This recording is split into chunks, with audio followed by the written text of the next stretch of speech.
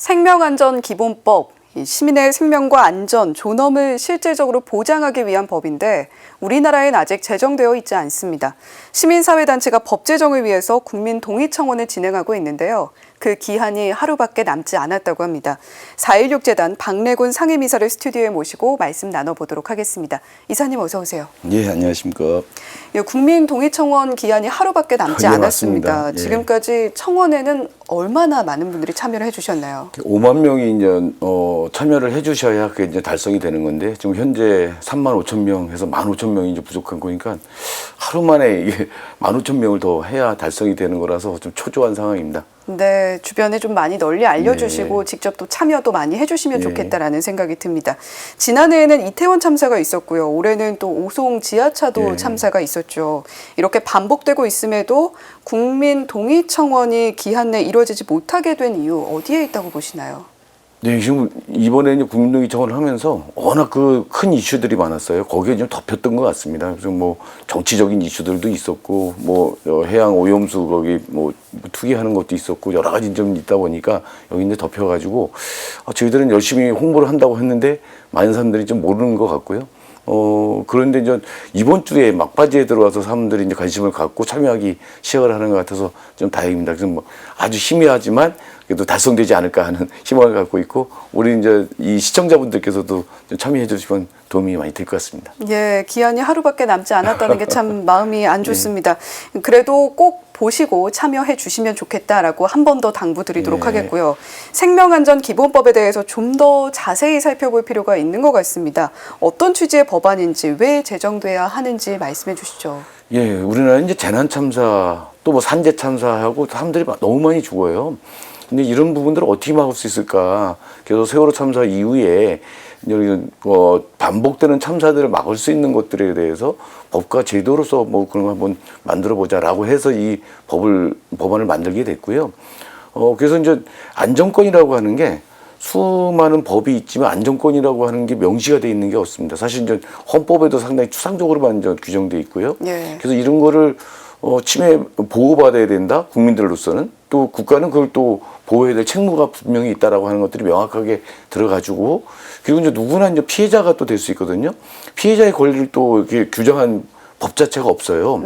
그래서 이런 부분들도 있고, 그리고 환경영향평가제도가처럼 안전과 관련해서도 영향평가제도를 좀 도입을 해야 되는 거 아니냐. 예. 그래서 안전과 관련해서는 규제 완화라고 해갖고 없애거나 완화시키면 큰일 날 거잖아요. 이런 부분들을 둔다든지, 그리고 참사가 나면 그때서야 특별법을 만들고 다시 또 위원회 설치하고 조사기구 만들고 이럴 게 아니라 상설적인 독립적이고 전문적인 그런 기구를 두어서 원인이 뭔지, 재발 방지 대책은 뭔지 이런 걸 하나하나 평상시에 연구하고 또 분석하고 해야 되는 것 같아서 이런 것들을 좀 두자라고 하는 그런 내용들이 주요 내용입니다. 네, 필요성과 당위성이 분명한 법이다라고 말씀을 해주셨는데, 정치권 일각에서 이런 이야기가 나옵니다. 참사의 책임을 왜 국가가 져야 하느냐. 사실 좀 납득이 되지 않는 주장이기도 한데 어떻게 좀 받아들이시나요? 국가의 존재 이유를 부정하는 발언이거든요. 국가는 헌법에도 나오는 것처럼 국민의 생명과 안전과 재산을 보호하는 게 일차적인 그런 책무인 거거든요. 예. 그래서 이제 이태원 참사 때도 이제 놀러 가다 죽은 거 아니냐라고 했는데, 거기 놀러 갈 수 있었던 거는 이게 안전하다고 하는 이런 게 있었던 거고, 네. 예전에도 헬로윈 축제가 있었지만 뭐 그렇게 죽거나 이러지 않았거든요. 당연히 그래서 그게 보장될 거라고 했던 건데, 그것을 국가나 지자체가 자신들의 책무를 방기하다 보니까 이런 게 나온 거거든요. 당연히 국가의 책임을 물어야 되는 거고, 국가는 그러라고 있는 거죠. 예, 아무래도 안전할 권리, 즉 안전권이 법적으로 명시가 돼야 정부나 국가의 책임이 명확해질 수 있을 것 같은데 법안에도 그런 내용 담겨 있죠. 당연히 담겨 있습니다. 그래서 자세히 담겨 있고요. 이전에 이제 재난안전관리법이 있는데 그것도 이제 재난안전 기본법이라고 이제 그러거든요. 근데 그건 주로 집행법적인 성격이 많아요. 그래서 재난 참사가 벌어지면 각 정부 부처는 어떤 역할을 하고 지자체는 어떤 역할을 하고 이런 것들로 가다 보니까 이게 이제 그 국가가 이런 재난 참사나 이런 안전을 담보하기 위해서 무엇을 해야 되는지 이런 기본적인 방향과는 좀 다른 부분들이 있습니다. 그래서 지난 정부에서도 이런 재난안전기본법으로는 안 되니까 안전기본법을 만들자라고 해서 발의가 돼 있는 상태고 현 정부에서도 이게 재난안전기본법을 개정해야 된다는 필요성도 얘기를 하고 있거든요.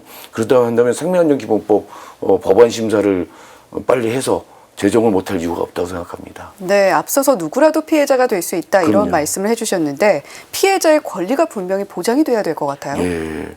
피해자들은요, 이게 왜 이 참사가 일어났는지, 이 참사에 대해서 그 조사는 어떻게 되고 있고 누가 책임인지 이거 알 권리가 있거든요.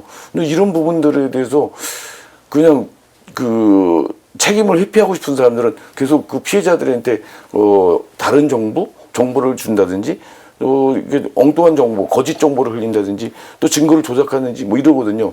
이런 것들이 법으로 딱 해서 이게 이제 권리는 좀 보장돼야 되고 그러면서 이제 구조받을 권리도 있는 것이고 정의를 추구할 권리도 있는 것이고 또 이제 추모, 애도할 권리 이런 부분들까지도 피해자의 권리 속에 들어가 줘야 국가가 이런 것들을 그때 뭐 어떤 때는 잘해주고 어떤 때 방기하고 이러지 않게 되거든요. 그래서 자의적인 그런 행위가 아니라 분명한 법적 권리로서 보장해줘야 된다고 생각합니다.